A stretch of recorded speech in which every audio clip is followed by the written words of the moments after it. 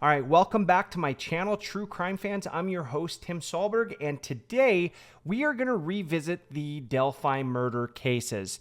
And this video comes to you by request of Sylvia Weiss, who not only left some comments, but requested that we look into the Stevenson murders of Kentucky. So we did just that, and we spent a couple of weeks just doing some research on that case as well. And I think Sylvia is definitely on to something. So what we are going to do today is we are going to look at both cases from a high-level perspective.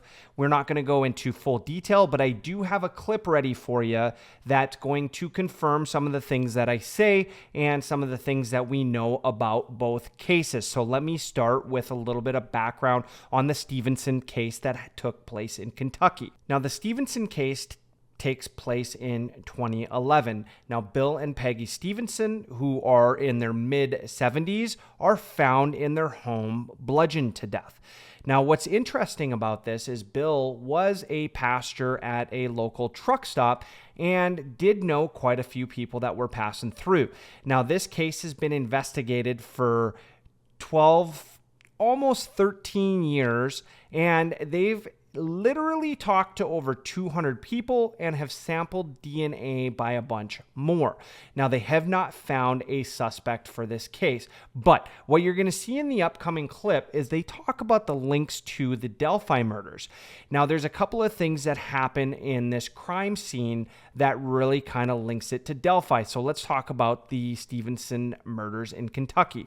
So what they know is that the bodies were in the house, and they said that many things were moved around, quote unquote, staged. So there were some books that were moved around on the bookshelf. There was things that were in the refrigerator that were moved around. There were things that were placed on the body. And ultimately, they said that the crime scene was staged, right? And the eerie part about it is when the detective said that it was staged because they wanted the bodies to be found. Now, this is very interesting, right? Now, keep that in mind when we go into the second part. Now, Kentucky, that's not very far away. Now, let's say it was a truck driver that did this, and I'm not saying it is, but that would be somebody that would be able to travel to any state that they wanted to go to. And we've seen that in serial murder cases before where truck drivers were capable of going state to state and committing crimes. Now, right now, we only have the two cases that are possibly linked, but are there more in the United States that might be linked to the Delphi murders? That is a very real possibility, and I'm sure the authorities are looking into that right now. So let's look at the Delphi murders. In the Delphi murders, right, the investigators think that the bodies were moved and staged, right? And you see that, and I talked about this in my last video, and some of you didn't like it, where we talked about the bullet being placed in the middle of the two bodies. Now, if you look and see in the affidavit, right, the affidavit talks about the forensics on that bullet and some of the scrape markings matching up to a weapon that Richard Allen has. Now, whether or not that's true, I don't know. I haven't seen the forensics. I'm sure we're going to see that in the case. I don't even know how that works, but if you go pull the affidavit, you're going to see it in the affidavit. A lot of people questioned that last time that I put that into a video. So I bring that up because I think you should look at it.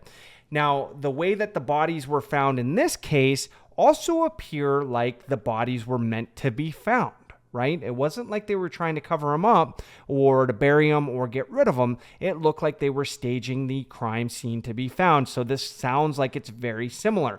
Now, in this clip, I'm going to play this for you. It does say that there is possible links. They don't say what the links are, and they do say that the links came after Richard Allen was placed in jail, and it also is very specific around Richard Allen not being a suspect in the Kentucky murders for the Stevensons. So that brings a lot of great points. So let's watch this clip. We are careful in this case because of the complexity of some of the evidence, not to say that anyone has been ruled out.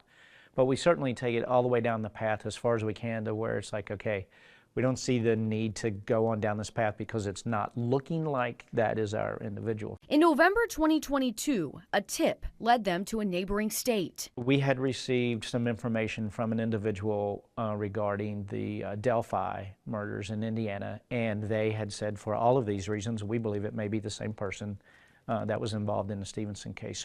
Right away, detectives started looking into a possible connection between Bill and Peggy's 2011 murder and the murders of Abby Williams and Libby German in Delphi, Indiana in 2017, a case that's garnered national attention. There's things that will make you really interested in a case, simply more than just somebody saying, hey, we think this person might have been involved. But we had a little piece of information that really made that case specifically interesting to us. The information pointed Boone County investigators toward a specific person who had a specific item they were interested in. I'm not going to tell you about that, what that item was. We've recently been in the northern part of Indiana, investigating this guy, following him around, looking for things, collecting all of the information and the evidence that we would need to at least vet him as best we could with our case. He was cooperative. We were able to go down that path with him, and he articulated good reason to why that may have existed. They sent what they found to Indiana State Police, since they are handling the murder investigation of Abby and Libby. To be clear, Detective Cox says their investigation into a potential link between the two cases did not include Richard Allen. We received information from Indiana as it related to some persons, and we forwarded that to them. We did not send them the information that led them to Richard Allen. We sent them information that may have had some parallel consistencies with where they are with that case right now.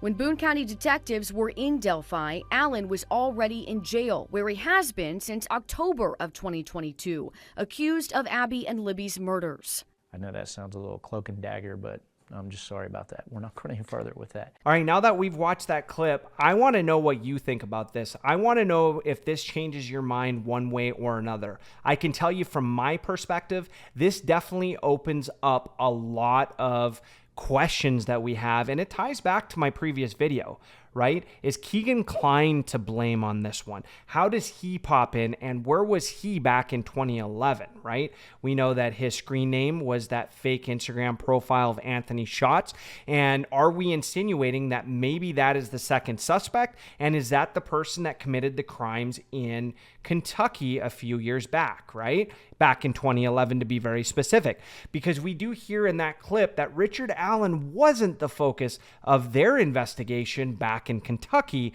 but there was a lot of similarities, and you hear the Detective Cox, say that they think that both the murders are tied somehow. So I want to hear from you folks. I had a lot of great comments last time, some saying that we thought he was guilty, some saying that we thought he wasn't guilty. I think we all agree that most of the evidence is circumstantial, and there's not a smoking gun piece of evidence there that really ties anybody to this case just yet. I think we'd all agree that we want to see justice done for Libby and Abby at some point. We just want to see that it's the right person. So for me, I'm looking at this and I'm saying, man, there's a lot of evidence pointing both at Keegan Kline and Richard Allen. But with videos like this coming out, it definitely has a lot of questions. So I'll be interested to see what happens in the case. So on that note, that is my update for the Delphi/Stevenson murders. If I left anything out, please leave that down in the comments. If you made it this far, hit that comment button, hit that like button, hit that subscribe button. I appreciate your support. I hope everybody has a wonderful week. And on that note, have a great night.